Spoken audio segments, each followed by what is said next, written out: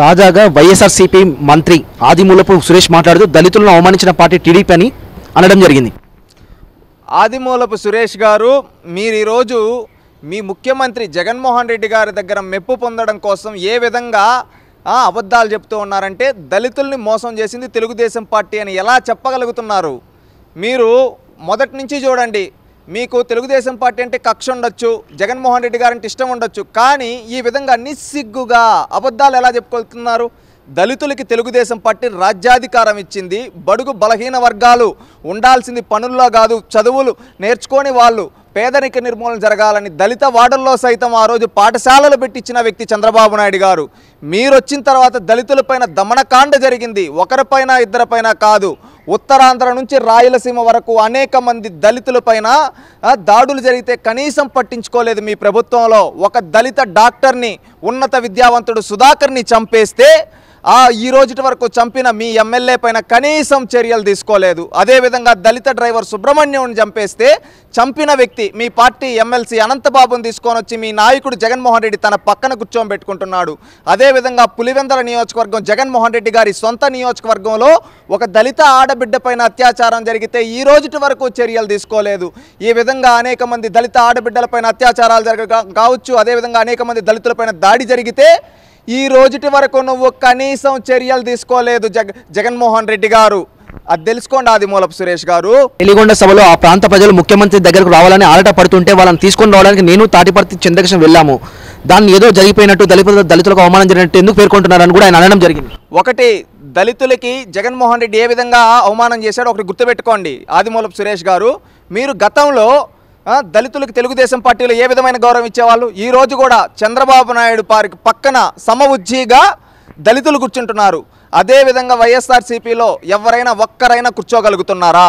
ఈరోజు ఢిల్లీకి వెళ్తే అక్కడ జగన్మోహన్ రెడ్డి గారి చుట్టూ విజయసాయి రెడ్డి, మిథున్ రెడ్డి ఇలాంటి వాళ్ళు ఉంటారు. దళిత ఎంపీలు ఎందుకు ఆ రోజు రోడ్డుపైన నిలబడతారు?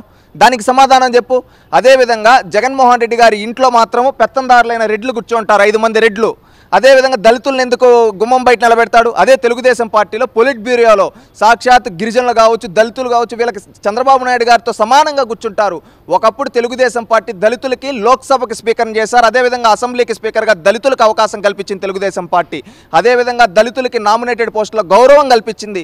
మీరు వచ్చిన తర్వాత ప్యానల్ స్పీకర్ పోస్టులు కావచ్చు, నామినేటెడ్ పోస్టుల్లో కావచ్చు, అన్ని చోట్ల ఎవరు కూర్చుంటున్నారయ్యా? మీ పెత్తందారి రెడ్లు, జగన్మోహన్ రెడ్డి గారి సొంత సామాజిక వర్గం వ్యక్తులు.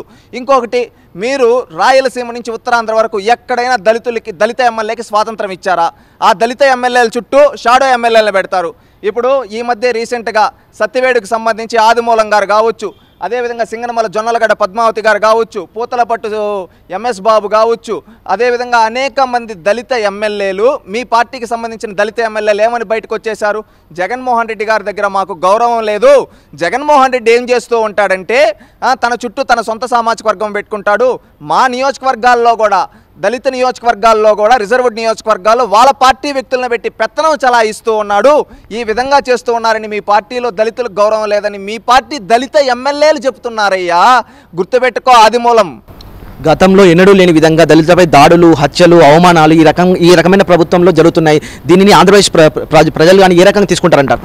ఒకటి, అరాచక శక్తులు ఎక్కువ రోజులు నిలబడవండి. ఎందుకంటే ప్రపంచ చరిత్రలో ఎంతో పెద్ద నియంతలు, మమ్మల్ని మించిన వాళ్ళు లేరు, మాకు తిరుగులేదు అనుకున్న నియంతలనే కాలగర్భంలో కలిపేశారు. అదేవిధంగా ఈరోజు జగన్మోహన్ రెడ్డి కూడా నేనేదో పెద్ద నియంతని, నేను ఎవరిని ఏం చేసినా అడిగేవాళ్ళు లేదు, నాకు 151 సీట్లు వచ్చేసాయని గొప్పగా చెప్పుకుంటూ ఉన్నాడు.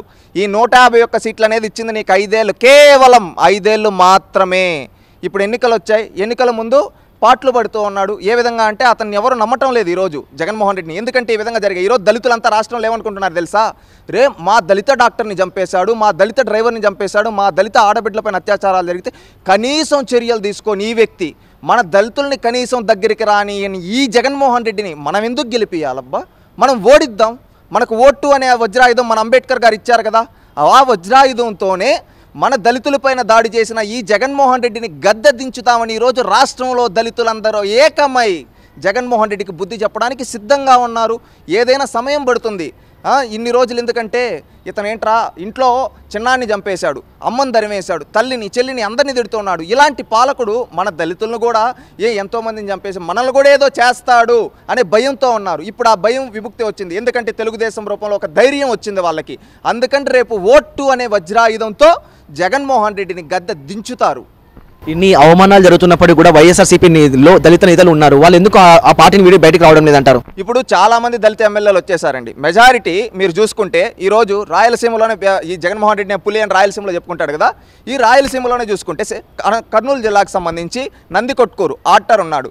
అతను ఏమన్నాడు, అక్కడ ఎవడో సిద్ధార్థ్ అంట, అతను ఎవరో ఒక పిల్ల ఇన్స్టాలో రీల్స్ చేసుకునే అతను సిద్ధార్థ్ అంట, అతను పెత్తనం జలాయిస్తున్నాడంట ఆ దళిత ఎమ్మెల్యే పైన. అందుకని అతను బయటకు వచ్చేసి నేను ఈ పార్టీలో ఉన్నో అంటూ ఉన్నాడు. అదేవిధంగా అనంతపురం జిల్లాకు సంబంధించిన సింగనమల ఎమ్మెల్యే జొన్నలగడ్డ పద్మావతి గారు మొన్న ఈ మధ్య బయటకు వచ్చేసి మా పార్టీలో ఈ విధంగా పెద్దిరెడ్డి రామచంద్రారెడ్డి వచ్చి ఇక్కడ పెత్తనం చలాయిస్తున్నాను, నేను బయటకు వచ్చేస్తా అని అనింది. అదేవిధంగా చిత్తూరు జిల్లాకు సంబంధించి పూతలపట్టుకు సంబంధించి ఎంఎస్ బాబు కావచ్చు, అదేవిధంగా సత్యవేడికి సంబంధించిన ఆదిమూలం కావచ్చు, వాళ్ళంతా ఈ విధంగా రిజర్వ్డ్ నియోజకవర్గం ఒక్కొక్కరు బయటకు వచ్చేస్తూ ఉన్నారు. బయటకు వచ్చేసి వాళ్ళ ఆవేదన చెప్పుకుంటూ ఉన్నారు. ఈరోజు వైఎస్ఆర్సీపీ పార్టీలు ఎన్నికల సమయానికి దళిత ఎమ్మెల్యేలు అందరూ రిజైన్ చేసి వచ్చేస్తారు. అది మాత్రం కన్ఫర్మ్. ఎందుకంటే అక్కడ జగన్మోహన్ రెడ్డి వాళ్ళని వాడుకుంటున్నాడు, గౌరవం కల్పించడం లేదు. ఎవరైనా సమాజంలో కోరుకునేది గౌరవం. ఆ గౌరవం ఇవ్వకుండా వాళ్ళని అవమానిస్తూ ఉంటే ఎన్ని రోజులని వేచి చూస్తారు? ఒకరోజు చూశారు, రేపు ఎన్నికల కోడ్ వచ్చిన తర్వాత జగన్మోహన్ రెడ్డికి పోటీ చేయడానికి ఎవరు ఉన్నారు? వై నాట్ 175 అంటాడు.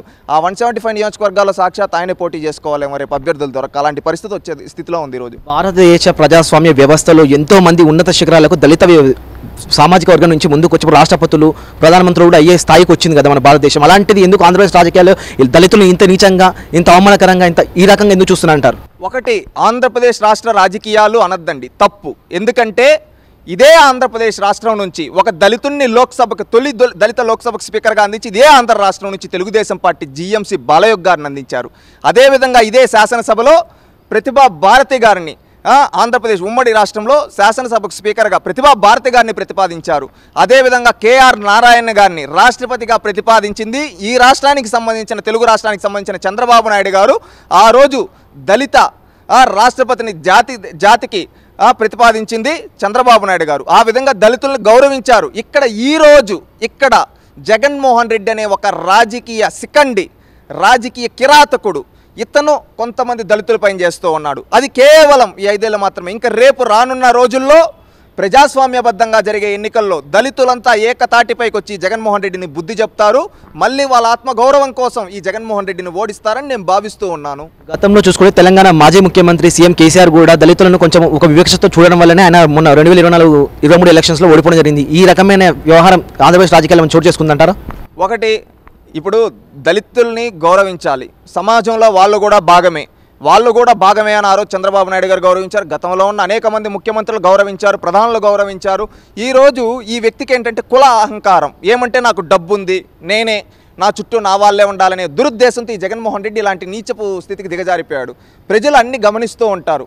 కరెక్ట్ టైం వచ్చినప్పుడు ప్రజాస్వామ్యబద్ధంగా వాళ్ళకేంటి ఓటు అనే ఒక ఆయుధం ఉంది, ఆ ఆయుధంతో బుద్ధి చెప్తారు. ఈ జగన్మోహన్ రెడ్డి ఒకప్పుడు నేను దళితులకు మేలు చేస్తా అని చెప్పాడు. ఈరోజు దళితుల్ని దగా చేశాడు. అందుకని దళితులంతా ఈరోజు మా ఆత్మగౌరవం కోసం జగన్ ఓడిస్తామంటున్నారు.